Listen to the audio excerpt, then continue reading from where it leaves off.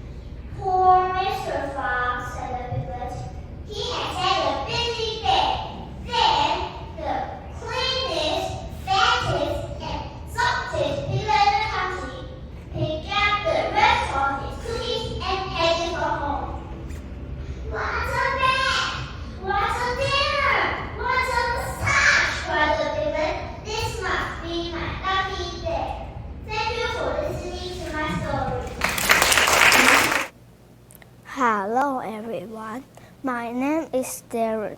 Today I'm going to tell you a story. It's 3 different little pigs. This is the story of the 3 little pigs. These 3 little pigs live in a house made of trinkets. Next door there lived a family and their house was made of bricks. The pig wanted to live in a house made of bricks, but they were too lazy to build one. One day the lazy pig thought of a plan. They snuck into the big house next door and hid under the bed until everyone was out shopping at big city. When the wolf came back that day, the house was locked with the pig inside. Mr. Wolf said, "I will skin your hide. You little pig better come out." "Not by hair on our chin," said the pig. Mrs. Wolf had enough. He huffed and he puffed until his face turned blue. Mr. Wolf was angry. She grabbed her iPhone 20 and called the cop. A useless cop came and his name was Fox. The pig just said from inside the house, "The big bad wolf family tried to steal our house. We are as innocent as little lambs." Of course, the fox believed the little pig. The wolf family had to leave their house and went to live in a cave in the forest. Do you think it is fair? Of course not. I think the moral of the story is always listen to both sides of the story. As you can see, pigs are always good and wolves are always bad. Thank you for listening to my story. Hello everybody, my name is Sophia. Today I will tell you a story about the big white-mouthed frog. There was once a slimy green frog with a very big mouth. That frog drove everybody crazy. He always went on to others and shouted, "Who are you? I'm a big white-mouthed frog." One morning, he decided to find out what everybody else ate for breakfast. He hopped out of his frog pound, went straight to the dune and began to bother the animal. First, he met a giraffe. "Who are you? And what do you eat for breakfast?" The giraffe looked down. "I'm a giraffe, of course. I eat leaf for breakfast." The big white-mouthed frog bellowed. "Wow, I'm a big white-mouthed frog. I eat flies for breakfast." Next, he visited the elephant. "Who are you? And what do you eat for breakfast?" "I'm an elephant, of course. I eat plants for breakfast." Next, he visited the crocodile and shouting in his usual obnoxious way, "Who are you? And what do you eat for breakfast?" with a sly, hungry look in its eyes. The crocodiles answered, "Wow, I'm the crocodiles, of course, and I just like to eat the big white-mouthed frog for breakfast." Have you seen any big white-mouthed frog about? When the big white-mouthed frog heard that, suddenly his white mouth closed up and got very, very, very small. And he said with a quick, "No, I never heard a creature called a big white-mouthed frog. I hope you find one. Sorry, I have to go now." The big white-mouthed frog hopped all the way to back at his pound, as fast as he could. After that, he always remembered that sometimes it's better to keep on his big white-mouthed shut. Thank you, everybody. Good afternoon, everybody. My name is Amber. Today, I will tell you a story about the magic paintbrush. Rose loved drawing. She was very poor and didn't have pens or pencils. She drew pictures in the sand with sticks. One day, An old woman saw Ruth and said, "Hello, here's a paintbrush and some paper for you." "Thank you," smiled Ruth. She was so happy. What can I paint?" she thought. She looked around and saw a duck on the pond. "I know! I'll paint a duck." So she did. Suddenly, the duck flew off the paper and onto the pond. "Wow," she said, "a magic paintbrush." Ruth was a very kind girl, and she painted pictures for everyone in her village.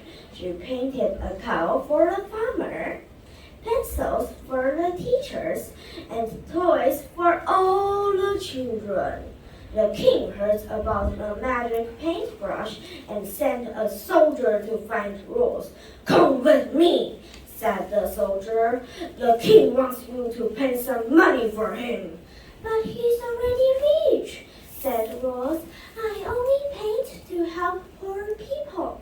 But the nasty soldier took Ruth to the king. "Paint me a tree with lots of money on it," he shouted.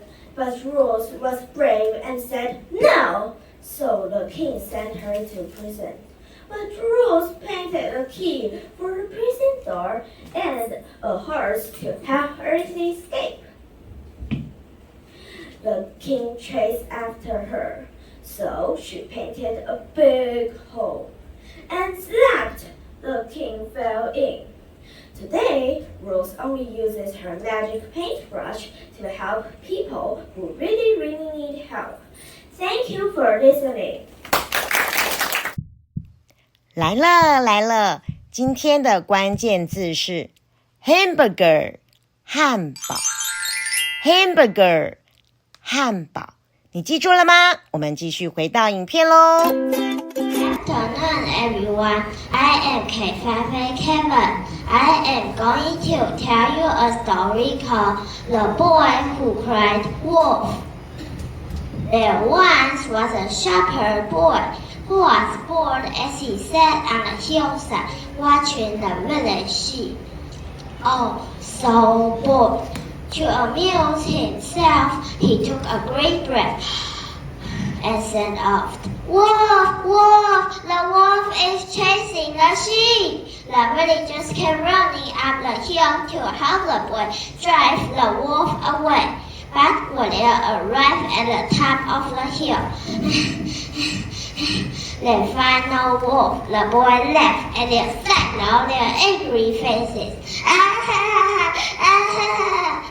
"Don't cry wolf, shepherd boy," said the villagers. "Well, there is no wolf." They went grumbling back down the hill. Oh, so terrible. The boy should tell lie. Later, the boy sent off again. "Wolf, wolf, the wolf is chasing the sheep." To his lovely delight, he watched the villagers running up the hill to help him drive the wolf away. When the villagers saw no wolf, they suddenly said, "Save your frightened son, for when there is really something wrong. Don't cry wolf when there is no wolf." But the boy just grinned and watched them went grumbling back down the hill once more. Later, he saw a real wolf prowling about his friend, arming to his left to his feet, and sent off as loudly as he could, "Wolf, wolf!" But the villagers thought he was going to fool them again, so they didn't come. At sunset, everyone wondered why the shepherd boy hadn't returned to the village with their sheep. So they were up to find him. They found him weeping. "There really was a wolf here. The flock was scattered. I cried out, 'Wolf, why you didn't come?'" An old man tried to comfort the boy, and they went back down the village. "We'll help you find the lost sheep in the morning," he said, putting his arm around the youth. Nobody believes a liar, even when he is telling the truth. Thank you, everyone. Good afternoon, everyone. I'm K45+P12. Today I'm going to tell you a story, The Great Race. A long time ago in China lived a great emperor. It was his birthday. He wanted to measure time to know how old he was. All the animals. The emperor decided to have a race to give a name to each year of the Chinese zodiac. The rat and the cat couldn't swim very well. Can you take us across the river? Yes, John Oak.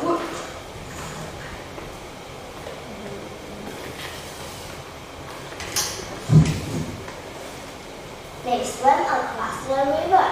Then the rat pushed cat into the water and jumped onto land. Well done, rat.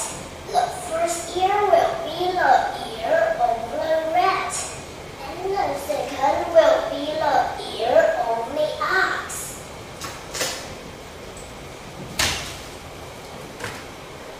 Look, here's the tiger.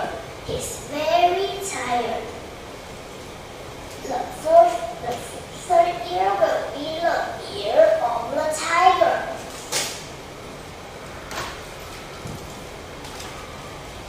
The rabbit can swim but is very clever. The fourth ear will be the ear of the rabbit.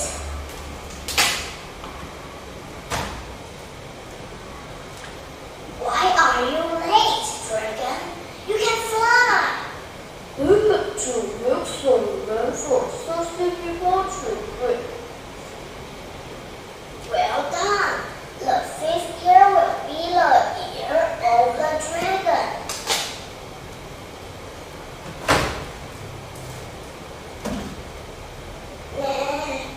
What's this?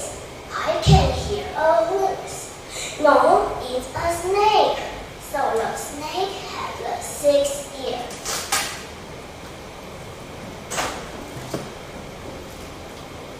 Well done. It is good to see you working together. The goat is 8.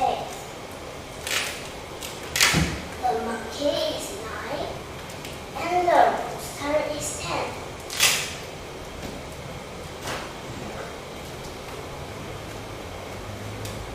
Sorry, I'm late. The water is clean and already the best. 11 is the ear of the dog.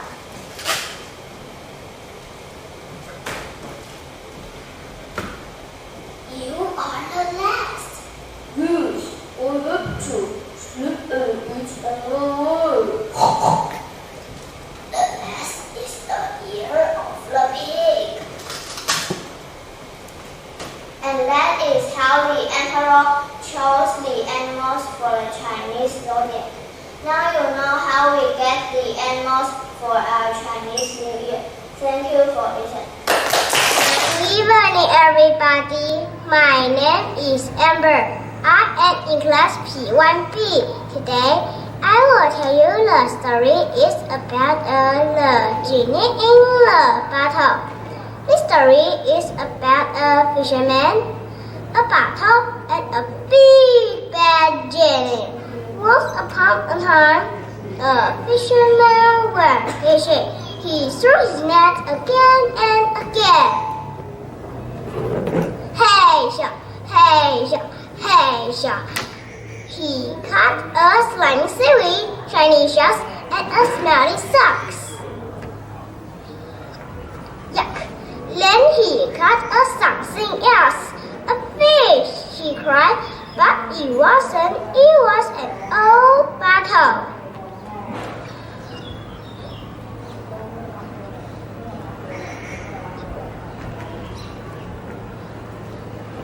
He put on a stopper and looked in. Empty, he sighed, and he threw it away. Suddenly, the smoke poured out.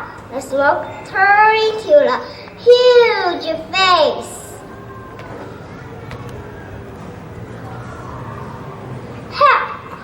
the fisherman, the genie name is Rumble. I'm hungry, he growled. I'm going to eat you. That's not very kind, said the fisherman. I don't care, I'm hungry. I've been in that bottle for a long time. The fisherman thought fast. I have to get him back in the lead bottle. You were inside this bottle? He asked. Yes, snapped the genie. The fisherman laughed. You never peace, he said. What? Said the genie. He pushed back in. Then the fisherman pushed the stopper in hard. Oink, oink, oink, oink, grrr. Then the fisherman went out fishing and caught a tasty fish for dinner. This is the end of the story. Thank you for your listening.